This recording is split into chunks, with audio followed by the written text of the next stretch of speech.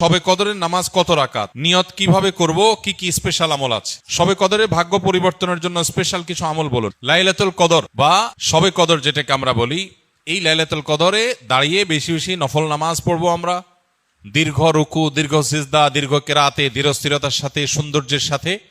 তো কোরআন তেলাওয়াত বেশি বেশি করা, দোয়া করা, জিকির আজকার করা, আল্লাহর কাছে আল্লাহ স্মরণ করা, এগুলোর মধ্য দিয়ে আমরা রাতকে কাটাবো।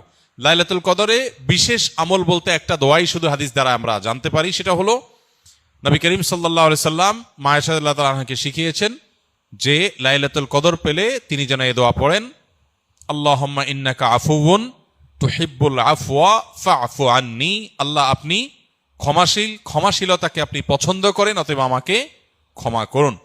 এই দোয়া আমরা বেশি বেশি পড়বো। এর বাইরে লাইলাতুল কদরের বা শবে কদরের আলাদা কোনো নামাজের ফরম্যাট নাই যে এত সংখ্যক রাকাত পড়তে হবে এবং প্রথম রাকাতে অমুক সূরার সাথে অমুক সূরা এতবার, দ্বিতীয় রাকাতে তমুক সূরা এতবার, এরকম কোনো বাধ্যবাধকতা নেই। যে কোনো সূরা দিয়ে অন্য যে কোনো সাধারণ নামাজের মতো করে আমরা লাইলাতুল কদরের নামাজ পড়তে পারি। আর এর জন্য আলাদা কোনো নিয়ত নেই যে নাওয়াইতু আন উসাল্লিয়া সালাত লাইলাতুল কদর বা লাইলাতুল কদর নামাজ পড়ছি, এরকম কোনো আলাদা নিয়ত দরকার নেই। আমি লাইলাতুল কদরে পড়ছি, আমার মাথায় আছে, এটুকুই নিয়ত ইনশাআল্লাহ যথেষ্ট হবে এবং সুন্দরভাবে সালাত আদায় করা, নামাজ পড়াটাই হলো গুরুত্বপূর্ণ। শবে কদরে ভাগ্য পরিবর্তনের জন্য স্পেশাল কিছু আমল বলুন। লাইলাতুল কদরে গুরুত্বপূর্ণ বিষয়গুলো ধার্য হয়। আল্লাহ তাআলা সূরা দুখানের একেবারে শুরুতে বলেছেন, ফিহা ইউফরাকু কুল্লু আমরিন হাকিম। লাইলাতুল কদরে সব গুরুত্বপূর্ণ বিষয়গুলোকে ধার্য করা হয়। এই জন্য লাইলাতুল কদরে গুরুত্বপূর্ণ বিষয় যেন আমার নসিবে আল্লাহ লেখেন, আল্লাহ যেন তাকদিরে ভালো কিছু দেন, আমরা আল্লাহর কাছে দোয়া করব এবং সেই সাথে তাকদিরে যেন ভালো কিছু হয় সেজন্য নেক আমল করবো ইনশাআল্লাহ। যে যত বেশি নেক আমল করবে এবং যে যত বেশি গুনাহ থেকে বেঁচে থাকবে, আল্লাহ তাআলা তার জন্য তত বেশি কল্যাণের ফয়সালা, ভালোর ফয়সালা করবেন।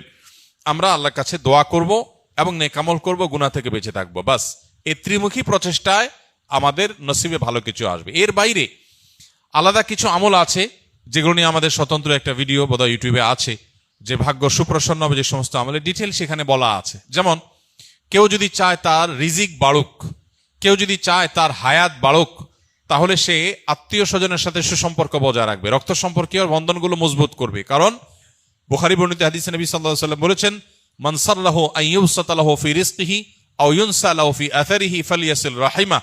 যে চায় তার রিজিক প্রশস্ত হোক, তার হায়াত বাড়ুক, বরকত হোক, তাহলে সে যেন তার রক্ত সম্পর্কীয় সম্পর্কগুলো বাড়ায়। ঠিক তেমনি ভাবে জীবনে বারাকা লাভের যে সমস্ত উপায়গুলো আছে, যে কোনো কাজ বিসমিল্লাহ দিয়ে শুরু করা, কুল্লু আমরিন যি বালিন লাম ইউবদা বিবিসমিল্লাহি ফাহুয়া আবতার আও আকতা আও কামা ওয়ারাদা ফিল হাদিস। কোনো গুরুত্বপূর্ণ কাজ আল্লাহর নাম নিয়ে শুরু করলে সেখানে বরকত হয়। অতএব আমার নসিবে ভালো কিছু হওয়ার জন্য এই আমার হাদিস বর্ণিত আমলগুলোকে আমরা ফলো করতে পারি।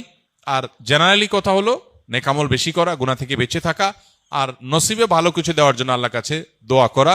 লা ইয়ারুদ্দুত তাকদীর ইল্লা দোয়া। কারণ তাকদীর এটা দোয়া দ্বারায় ক্ষেত্র বিশেষে পরিবর্তন হয়, হাদিস দ্বারা প্রমাণিত। এই জন্য গভীরভাবে আল্লাহর কাছে দোয়া মনোনিবেশ করতে হবে। রমজানের শেষ দশকের জন্য বিস্তারিত কিছু আমল বলুন। রমজানের শেষ দশকের বিশেষ আমল নবী করিম সাল্লাল্লাহু আলাইহি সাল্লামের জীবনী থেকে যেটা আমরা পাই, সেটা হলো যে আম্মা জান আয়েশা রাদিয়াল্লাহু তাআলা আনহা থেকে বর্ণিত, নবী করিম সাল্লাল্লাহু আলাইহি সাল্লাম রমজানের শেষ দশক যখন শুরু হতো তখন তিনি কি করতেন? কানান নবী সাল্লাল্লাহু আলাইহি সাল্লাম ইদা দাখালাল আশর, রমজানের শেষ দশক যখন শুরু হতো, আহইয়া লাইলা, নাম্বার 1, তিনি রাত জেগে ইবাদত করতেন। অনেক মুহাদ্দিসগণ, অনেক হাদিস বিশারদগণ বলেছেন এর অর্থ হলো রাতে তিনি ঘুমোতেন না শেষ দশক।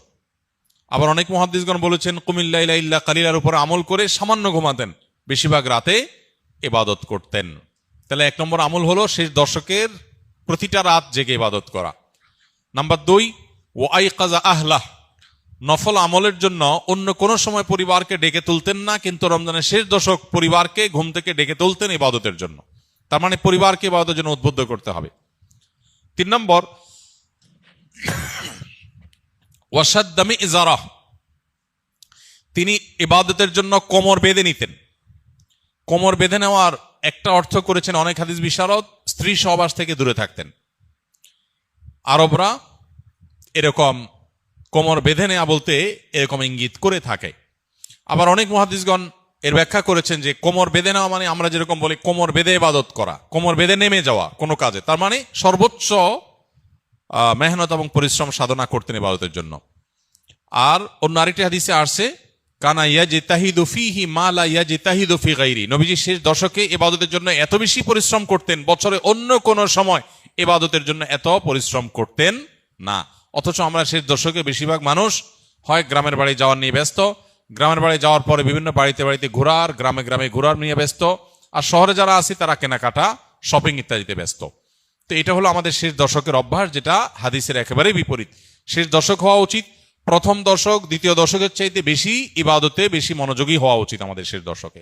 আল্লাহ আমাদেরকে তৌফিক দান করুন। রমজানে নারীরা উচ্চ আওয়াজে কোরআন তেলাওয়াত করতে পারবেন কিনা?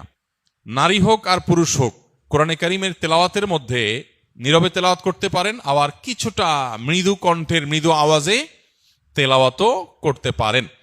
বিশেষ করে বাসা বাড়িতে একটু মৃদু কণ্ঠের আওয়াজে তেলাওয়াত করাই ভালো। শয়তানকে বিতাড়িত করবার প্রয়োজনে বিশেষ করে একটু উচ্চ স্বরে, একটু সরবে কোরআন তেলাওয়াত করা গুরুত্বপূর্ণ। মেয়েদের কোরআন তেলাওয়াতের ক্ষেত্রে লক্ষ্য করতে হবে যে পরপুরুষের কানে যেন তেলাওয়াতের আওয়াজ না যায়, রাস্তায় বাসার বাইরে যেন না যায়, সেটা খেয়াল রাখতে হবে। বাসার ভিতরে যদি থাকে, পরপুরুষ বা গায়রে মাহরামের কানে যদি আওয়াজ যাওয়ার আশঙ্কা না থাকে, তাহলে কোনো অসুবিধা নেই। বাসায় বসে সেরকম তেলাওয়াত মা বোনরা করতে পারবেন, এবং সবসময় তাদের একেবারে নীরবেই করতে হবে এমন কোনো বাধ্যবাধকতা নাই, বরং কিছুটা সরবে করতে পারেন। বিশেষ করে পরিবারের অন্যান্য সদস্যদেরকে কোরআন তেলাওয়াতে উদ্বুদ্ধ করার জন্য যদি একটু আওয়াজ দিয়ে পড়েন, তাতে কোনো অসুবিধা নাই, বরং অনেক ক্ষেত্রে এটা ভালো সন্তানদেরকে অভ্যস্ত করার জন্য। এবং বিশেষ করে আজকাল তো একটু সরবে আওয়াজ কোরআন তেলাওয়াত, এটা বাসাবাড়ি থেকে আমাদের বিভিন্ন জায়গা থেকে এটা উঠে গেছে, এটা করা দরকার। হ্যাঁ, মসজিদে যখন আপনি তেলাওয়াত করবেন বা এমন জায়গায় তেলাওয়াত করবেন যেখানে আরো অনেক মানুষ আছে, সেখানে জোরে তেলাওয়াত করলে অন্যদের ডিস্টার্ব হবে, সেখানে অন্যের ডিস্টার্ব যেন না হয় সেভাবে আপনাকে তেলাওয়াত করতে হবে। নবী করিম সাল্লাল্লাহু আলাইহি ওয়াসাল্লাম মসজিদে নববীতে এক ব্যক্তিকে উচ্চস্বরে কোরআন তেলাওয়াত করতে শুনে বলেছেন যে তুমি যাকে শোনাতে চাচ্ছ তিনি বধির নন, অর্থাৎ তোমার আওয়াজ যেন অন্য কারোর কষ্টের কারণ, ডিস্টার্বের কারণ না হয়। এটা আমাদের খেয়াল রাখতে হবে ইনশাআল্লাহ তাআলা। আমি 12 ঘন্টা কাজ করি, রোজা রেখে নামাজ না পড়লে কি রোজা হবে? রোজা রেখে নামাজ যদি কেউ না পড়ে, তাহলে এটা হলো লুঙ্গি খুলে পাগড়ি পরার মতো। অর্থাৎ রোজার গুরুত্বের চাইতে নামাজের গুরুত্ব বেশি না কম? বেশি। এখন আপনি রোজা রাখছেন কিন্তু নামাজ পড়েন নাই, তাহলে আপনি পাগড়ি পরছেন কিন্তু লুঙ্গি পরেন নাই, তাহলে পাগড়ি পরছেন, পাগড়ি পরার সওয়াব পাবেন, কিন্তু তার চাইতে লুঙ্গি না পরার গুনাহ ভয়ঙ্কর। তো এই জন্য রোজা রাখছেন, রোজার সওয়াব পাবেন, কিন্তু নামাজ পড়েন নাই, তার জন্য গুনাহ হবে তার চাইতে অনেক বেশি। এজন্য রোজা রাখা উচিত, আবার নামাজও পড়া উচিত। রোজা রাখা যতটা উচিত, নামাজ তার চেয়ে বেশি পড়া, নামাজ পড়া আরো বেশি উচিত বা বেশি কর্তব্য। অতএব এই গুরুত্বটা আমাদের বুঝতে হবে এবং বোঝার চেষ্টা করতে হবে। আল্লাহ আমাদেরকে তৌফিক দান করুন।